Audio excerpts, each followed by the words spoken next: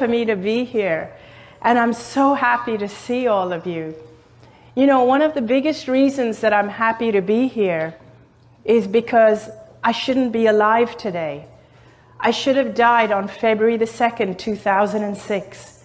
That was supposed to be my last day here in this physical life.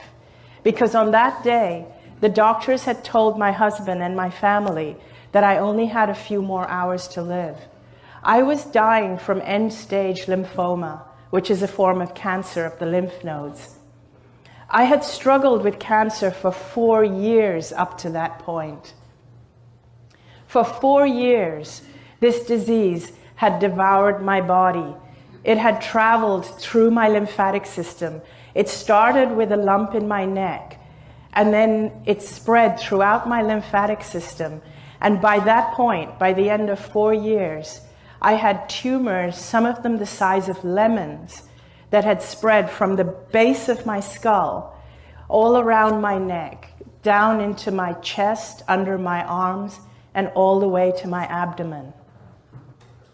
By that point also, even before I had gone into the coma, my lungs had been filled with fluid.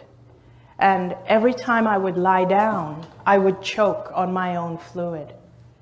My muscles had completely deteriorated, so I weighed about 85 pounds. I looked like just a skeleton with skin on. I had these big, gaping, open skin lesions where the toxins were oozing out of my body. I wasn't able to digest any food. I had a persistent low-grade fever. I couldn't walk because my muscles had been deteriorated. So I was constantly just lying down or being taken around in a wheelchair. I was connected to an oxygen tank all the time. I couldn't breathe without the aid of oxygen. And on that morning, on February the 2nd, 2006, I went into a coma. The doctors had said these were my final hours because now my organs had shut down. My organs were failing. So my family were told that if there was anybody that had to see me before I died, this was the time. Unbeknownst to everyone around me though, even though it appeared that I was in a coma and my eyes were closed, I was aware of everything that was going on all around me. I was aware of my husband, who was distressed, but he was by my side holding my hand. I was aware of everything the doctors were doing. They were putting tubes in me. They were removing fluid from my lungs so that I could breathe easier. I was aware of every single thing that was happening. It felt as though I had 360-degree peripheral vision. I could see everything happening all around my body. But not just in the room where my body was, but even beyond. And it was as if I had expanded out of my body. I was aware of my physical body. I could see it lying there on that hospital bed. But I was no longer attached to that body. It felt as though I could be everywhere at the same time. It was like wherever I put my awareness, there I was. I was aware of my brother who was in India. My body, I was in Hong Kong. This was happening to me in Hong Kong. My brother was in India and was rushing to get on a plane to come and see me. He wanted to see me before I took my last breath. And I was aware of that. I felt as though I was with him. I saw him on the plane. And then I also became aware of my father and my best friend, both of whom I had lost. Both of them had crossed over, had died. But I became aware of their presence with me, as though they were guiding me and communicating with me. One thing that I felt in this amazing, expansive state, I felt I was in like a realm of clarity, where I understood everything. I understood why I had cancer. I understood that I was much greater. In fact, all of us are much greater and more powerful than we realize when we're in our physical bodies. I also felt as if I was connected to everybody, like all the doctors that were treating me, the nurses, my husband, my mother, my brother, and everybody. I felt as though we all shared the same consciousness. I felt as though I could feel what they were feeling. I could feel the distress they were feeling. I could feel the resignation of the doctors. But at the same time, I didn't get emotionally sucked into the drama, but yet I understood what they were feeling. It's like we all share the same consciousness. It's like when we're not expressing in our physical bodies, you and I and all of us, we are all expressions of the same consciousness. That's what it felt like.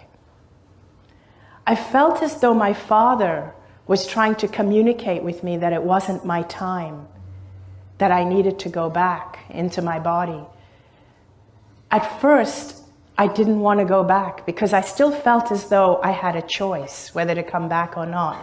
So at first, I absolutely did not want to go back into my body because I couldn't see a single good reason to go back into this sick and dying body. I was a burden on my family. I was suffering. There was no good reason, so I didn't want to go back. But in the next instant, it felt as if I completely understood that now that I knew what I knew, and because I understood what caused the cancer, I knew that if I chose to go back to my body would heal very, very quickly. And so in that moment, I made the decision to go back, and I heard as though my father and my best friend said to me, now that you know the truth of who you really are, go back and live your life fearlessly.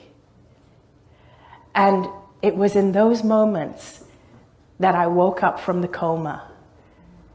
And my family was so relieved to see me. And the doctors, they couldn't explain it. The doctors were there and they were surprised, but they were being very, very cautious because there was no way of knowing. I was still so weak. There was no way for anyone to know whether I was going to stay out of the coma or heal or go back. But I knew I was going to be fine, and I was telling my whole family, I'm going to be fine. I know I'm going to be fine. It's not my time. Within 5 days, the tumors in my body had shrunk by 70%. After 5 weeks, I was released from the hospital to go home. I was completely cancer-free. Now, what has happened is that I've had to pick up my life from that point. And as you can imagine, my life feels completely different. It changed my view of the world. That experience changed my view of our physical bodies, of my physical body, of illness, and how I perceive the world. I found it very difficult to integrate back into life again after that experience. And the best way I can think of to explain what it feels like would be to use metaphors. And a metaphor that I like to use is one of a warehouse. I'd like you to imagine, if you will, that we are in a totally darkened warehouse that's pitch black. Just imagine that right now you're in a warehouse that's completely pitch black and you can't see anything because it's so dark. You can't see anything in front of you anywhere. But imagine that in your hand you hold a little flashlight, just a little flashlight, and you switch on that flashlight. And with that flashlight, you navigate your way through the dark. And you use just the beam of that little flashlight to navigate your way in the dark. And everything that you see in the warehouse is only what you can see with the beam of that flashlight. Now imagine if the beam is shining over there, all you see is what's over there. Everything else is in darkness. You shine the beam over there and all you see is that spot there. Everything else is in darkness except for the light of the beam. Now imagine one day big floodlights go on. So the whole warehouse is illuminated. and you realize this warehouse is huge. It's bigger than you've ever imagined it to be. And it's lined with shelves and shelves and shelves of all kinds of different things. Every kind of thing you can imagine and things you can't even imagine all exist on these shelves, side by side by side. Some of these things are beautiful, some not so beautiful, some large, some small, some things in colors you've never ever seen before, colors you've never imagined to exist, and some things that are strange and funny looking, all exist side by side. And you've seen some of them before with your flashlight, but many of them you've never seen before because your flashlight had never shone on it. Now imagine if the lights go back off again and you're back to one flashlight. Now, even though all you can see is what you see with the one flashlight, the beam of one flashlight, at least you now know there is so much more that exists simultaneously and alongside the things that you can see. You now know that just because you cannot see them, you cannot experience it, doesn't mean it doesn't exist. You now know that because you've had that experience. That's what it feels like to me. It feels like so much more exists than what we believe. So much more exists than what we have experienced. It's just beyond our flashlight. And just to help you understand that a little bit better, I'd like to try a little game, a little experiment with you. I want you to look around the room and find everything you can that is shades of red, everything from red to burgundy. Just look around and commit it to your memory. As many as possible, commit it to your memory, because I'm going to ask you to recall it. Okay, close your eyes, face the front. Now, how many things can you recall that are blue in color? Almost none. Think about it, almost. Now open your eyes and look around. See how many blue things there were that exist alongside the red, but you didn't even notice it. You didn't see it. Why? Because you weren't aware of it. The beam of that flashlight, what is that? That is your awareness. That beam is your awareness. When you flash your awareness on something, it becomes your reality. It becomes what you experience.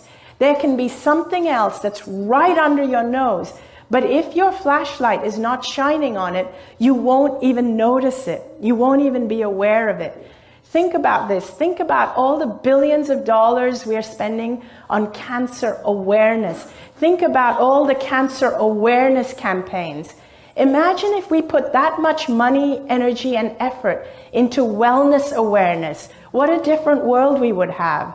Imagine if we put all our effort into peace instead of into fighting and wars. We would have a very different world if we changed our awareness. To bring it down onto a more personal level, I want to share with you the 5 biggest lessons I learned from this experience. Number 1, the most important thing that I learned, the most important thing we have here to focus our awareness on is love. That is number 1. And when I say love, it's very easy to say, or for us to say, we need to love other people. But one of the things I learned is that one of the reasons I got cancer is because I didn't love myself. That's hugely important. When we love ourselves, we value ourselves. When we value ourselves, we teach people how to treat us. When you love yourself, you find no need to control or bully other people, nor do you allow other people to control or bully you. So loving yourself is as important as loving everybody else. And the more you love yourself, the more love you have to give other people. Number 2, the next biggest lesson I learned was to live life fearlessly. Most of us are brought up on a diet of fear. We're taught to fear everything. I used to fear everything. I used to fear cancer. I used to fear eating the wrong foods. I used to fear displeasing people. I feared just about everything. I feared failing, and most of us are brought up fearing everything. And people think that fear keeps you safe. That's actually not true. love keeps you safe. When you love yourself and when you love other people, you'll make sure that you keep yourself safe and that you keep other people out of danger's way. Love keeps you much safer than fear does. The third thing I learned that is so important is humor and laughter and joy. We're born knowing this stuff. We're born knowing that it's important to laugh because that's what kids do all the time. We're born knowing love and fearlessness, but it gets conditioned out of us as we grow up. Laughter is so important, and humor and finding your joy in life. It's more important than any other spiritual activity that you can think of. If we had more laughter, in fact, if even our politicians learned to laugh, we'd have a very different world. And if we had more laughter, you would have less people with illness, you'd need less hospitals, and you'd need less prisons as well. The fourth thing I learned is that life is a gift. It really is. Most of us live our lives as though life is a chore, but it shouldn't be that way. And it's unfortunate that only when we lose something that we value do we really realize the true value of it. And it took me losing my life to realize the value of my life. And I don't want other people to make the same mistake, which is why I'm standing here sharing my message. Because I don't want people to realize when it's too late the value of their life. And your life is a gift. Even the challenges that come to you are a gift. When I had cancer, that was the biggest challenge I could ever have. But today when I look back on it, I feel it's the biggest gift I could have had. People think that the cancer, or even I thought the cancer was killing me. But actually, I was killing myself before I got cancer. The cancer saved my life. All your challenges are gifts. In the end, you will in the end, you will always find that your challenges are a gift. And if you're in a challenge and it doesn't feel like a gift yet, it means you haven't got to the end yet. The fifth and final thing, which is so important that I learned, is that the most important thing for you is to always be yourself. Be as you can be. Shine your light as brightly as you can. Embrace your uniqueness. Just realize who you are, get to know who you are, love yourself unconditionally, and just be yourself. And with those 5 things, I invite you to go and live your life fearlessly. Thank you very much.